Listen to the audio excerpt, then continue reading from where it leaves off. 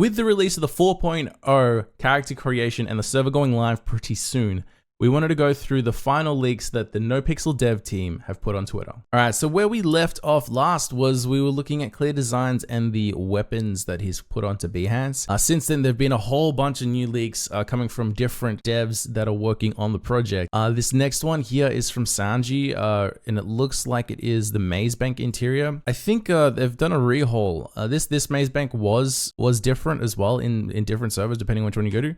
But for NoPixel 4.0, it's got a rework and it's looking pretty clean. Actually, we'll go into one further, but look like you got a downstairs vault and safe deposit box. There's loans and credits. That looks like there's 2 floors, 3 floors even with the underground. But that one's looking pretty clean. And then S has got the release for what used to be the MDW. They're calling the MDT. I didn't play a cop character in previous any roleplay, but we have looked at the MDW. We have looked at records.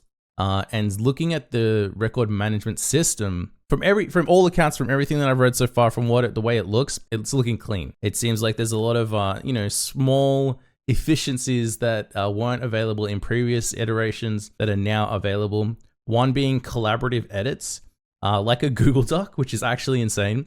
So multiple characters could be editing the same document at the same time, which I think is really neat. They're implementing real world solutions into an RP an RP game. A lot of the charges here, it looks like they're clicking the charges, different ones you accessory accomplice to. It looks like these are the existing charges and these are the ones that are available. Your profile picture, state ID, and your name.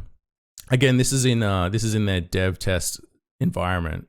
Business, it's registered under a business. You get criminal history, properties, tags, which will be an interesting one to see how they go. The licenses they've got approved, which approves we've got the 4 different licenses for this as well. No mention of pilot's license here yet, but it'll probably come up. Like looking at how smooth and quickly things go through, it's got a log of who's created it and what's been changed. Text filtering or text formatting, I should say. Now, this is one that Rated has been working on. It looks like they've got some interesting things for the vehicle menu and updates. So this it's got a rehaul overwork. In the previous one, you would F1 menu muscle and go into some of these already. I did watch this previously, so I kind of got the general idea, but this one here is actually, you would only ever have 5 seats in the menu, and you would have to /seat to go to a different seat further than that. So, if there was a 6-7 seater, you'd have to /6 or /7 or /5, seat 5 to go to those seats. In here, in the bus, it looks like they've made all the seats accessible via the menu, which is incredible. So people can actually come in and then select the seat that they want if they want to sit at the back of the bus. And it looks like at least for the bus, they've set it up that way. So that's a big props to the team and the crew there. Interesting transition over to the night. You got helicopter flying above, spotlight, looking really clean. All the cop vehicles that are available. You can open the doors, windows up and down, auxiliaries, turning it on. I don't know what these are. Are they indicators? Lights and sirens, maybe? All right, so this one here, MKA, showed off the inventory system. So this one's actually got some crazy info. So inventory is usable by multiple people at once with real-time updates, equipable items, persistent in-world drops, throwable items, and more. So that's actually insane. So multiple people can enter the back of a car and edit and move things around. So you can see they're dropping things in at the same time, which is crazy. They can split, they can then pick up the weapons. They don't have to wait for someone to enter and exit a certain thing. Then the confirmation of what we were saying before is he just gave 5 hot dogs for a weapons pack. Basically, that's what it looked like. So there's a SIM card in the glove box. And check this out. He grabbed the SIM card for the glove box. He then is picking up individual magazines. So M4 magazine and individual ammo of 50 ammo type. And this is what I was saying in the previous video, that it's got Tarkov inspirations. You've got the individual components and headpieces or pieces that take damage differently, equipping the armor, opening the phone, taking out one SIM card and entering in another one. And if I can frame it, the mobile number ends in 5126 here and it changes to 5919. And the whole number is different. That means you can have the same mobile phone that's changing numbers and SIM cards based off of whatever circumstance or thing you want to do. Burner phones and like the criminal side of things, or like alternate numbers to contact certain people about certain things, there's all of that type of RP that could happen now. Who knows if we'll see dual SIM? They'll probably, it looks like there's an option, potentially availability to do that. Maybe a different phone, multiple SIMs in a phone, maybe more upkeep or maybe more something, because it looks like the phone actually is degrading as well. You need to recharge your phone maybe, which could be an interesting one. This bit here is going to be Tarkov, like grab the magazine and reload the bullets into the magazine. Which is crazy. That's to open the weapon to load the magazine. I don't know, maybe that's gonna be a hotbar item. Mid-combat, how are you gonna reload that magazine? Surely if you've got a magazine that's loaded. It said open and use. That's picking up the weapon, but I don't know, what did they do? They just clicked and dragged it onto the M4. And then it looks like there's 3 attachments on that M4. You don't have them on the other. This is nice as well, filtering by the weapon type, food, clothing. That's I think I missed that in the previous one, but that actually is looking pretty clean. So big ups to the team on that side. Now switching pace on this for the Sin, we actually got a look at what they've been doing for housing optimization, so loading and unloading objects, and I think that's based on distance and what you're actually viewing, so your render distances. They've set up bounding boxes or like vicinities. As you're walking through different locations, you'll be able to see what you need to for the area that you're working kind of in. This is another one. So house settings, manage security of house. Permissions for furniture is the owner. Wall color, it's got the address. And they just changed the wall color and it literally changes, which like is crazy. Individual stashes. The can opener? Around the area. You don't have to put everything in one bag. Now this is a little thing here. So Buddha said in one of the videos that they wanted housing to be more than just, you know, you go and sleep. So they were saying that, you know, you may be able to buy an AC or a heater and chuck that down, and that AC or heater may be able to change the temperature to help you grow certain crops. There's a heater here, I'm pretty sure. I don't know if that confirms like what he was saying, but we'll see. There's nothing else in that vicinity.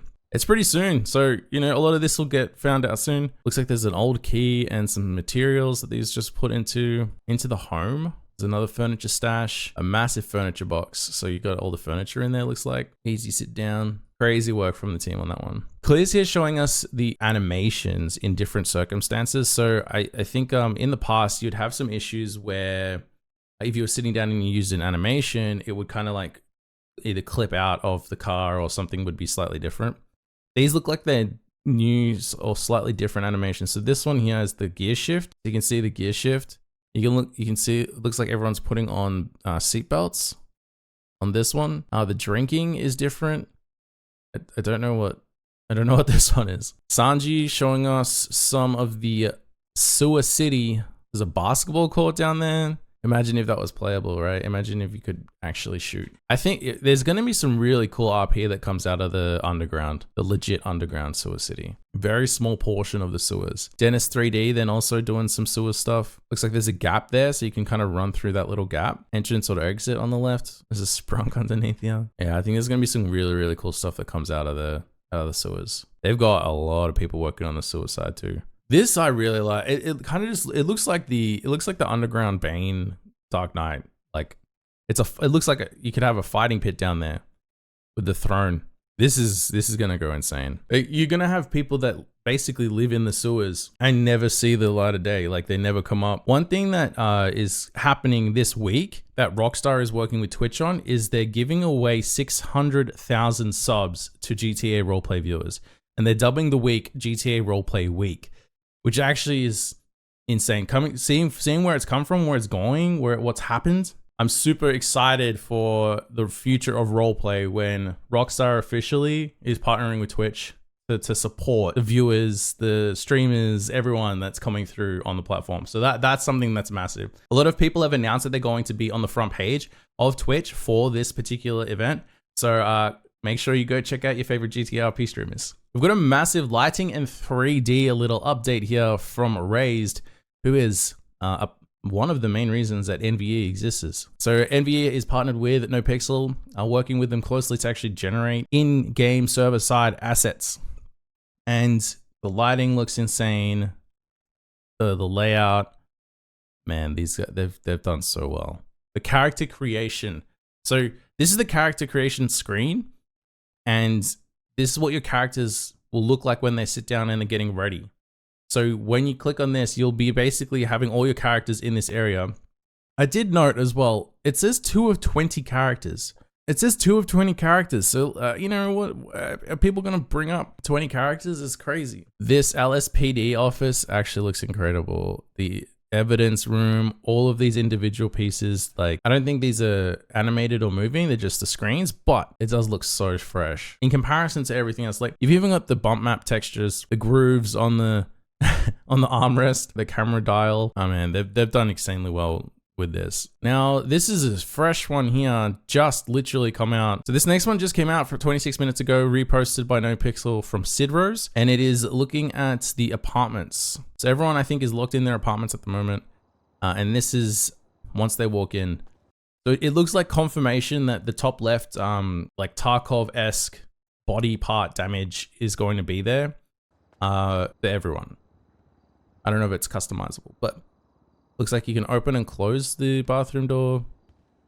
You can quite literally walk straight out into the apartment. So A441. They walk down to someone else's apartment and walk straight in, and it's bare bone.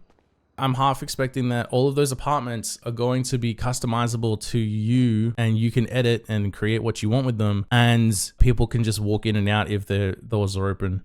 So you have to lock the doors. You know, we'll see. We'll see how that goes. We'll see how that goes. Oh my god, this came out 13 minutes ago. I haven't even read this yet. All right, we'll come back to this because this looks like an official statement. Raptox 4.0 just around the corner. I have a bit more to show. Take a look at the new bennies. All right, taking a look at the new bennies, crew. This is actually insane. It looks like an actual like racing game. Customization, stanza, colors, spoilers, front bumper, rear bumper, skirts, exhaust, pay by bank or cash, motorworks for everyone. You can actually free roam around it. You can change the parts on it by clicking through and just it's got screenshots. It's got screenshots for every piece, or it will. Oh my god, here we go. The hood design, the roof, the horns, the headlights, neons and wheels. So like all the customizations that we've had now in a refresh menu with the option with the full color picker on the left here. Pricing chart, plate color, window tint. There's extra custom editions, so that's probably your liveries. They've done insanely well with this. This is like people are gonna spend forever just doing these customizations for the cars again, and like it's actually set up so that's crazy. They've converted it all to visual as opposed to like the old menus that we're used to. Oh. They've got spaces and they just pulled the wheel out. Oh my god. All right. Width, camber, suspension. Yeah, do the camber. Go on. Now it's legal, right? Is it? If the top of the wheel's underneath or both wheels have to be underneath. You're getting pulled up for that, right? It's so low, bro. It's gonna be scraping everything. That's crazy. All right. So that's Raptox with the vehicle update. Let's go down to the actual announcement. See you all tomorrow, 11 a.m. PST. Here we go. It's a lore update. Okay. Nice. 5 years have elapsed since the devastation of the Sanguine Isle War plunged Los Santos into chaos. The former government, crippled by overspending and an inability to repay loans, crumbled, leaving its citizens in disarray. Forced to evacuate due to the lack of support from other nations, the once vibrant city became a ghost town, a failed state. Now, a beacon of hope emerges as financial aid pours into Los Santos, signaling the dawn of a new era. The city embarks on a cautious and phased reopening strategy. Government agencies, reduced to a skeleton crew, work diligently to lay the groundwork for recovery. Among the ruins, a resilient spirit takes hold as officials strive to rebuild not just the physical infrastructure, but the trust and the confidence of the citizens. The government officials become architects of change, overseeing the development of new buildings and businesses that will breathe life back into the city. As the skyline transforms, so does the social fabric. The returning citizens, once displaced, find themselves on the frontier of a revitalized Los Santos, eager to reclaim their homes and livelihoods. Yet, the journey is not without challenges. Lingering shadows of the past haunt the city, testing the resolve of the fledgling government and its people. Amidst the reconstruction, a delicate dance of power unfolds as factions vie for influence in the reshaped landscape. NoPixel 4.0 becomes a canvas for stories, resilience, rebuilding, and the complexities of navigating a city reborn. The narrative unfolds in a tapestry of ambition, struggle, and inexorable march of time in the wake of the city's resurgence. NoPixel 4.0 guidelines. Welcome to NoPixel 4.0. As we embark on this new chapter, please keep in mind the following guidelines.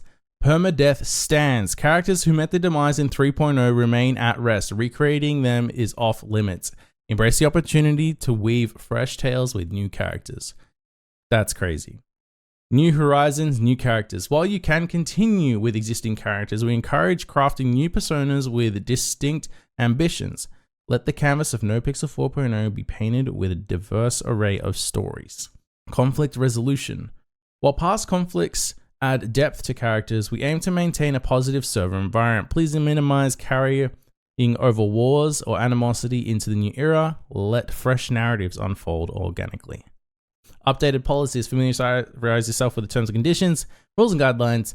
Your cooperation ensures a smooth and enjoyable process for everyone. Dive into NoPixel 4.0 with enthusiasm and creativity.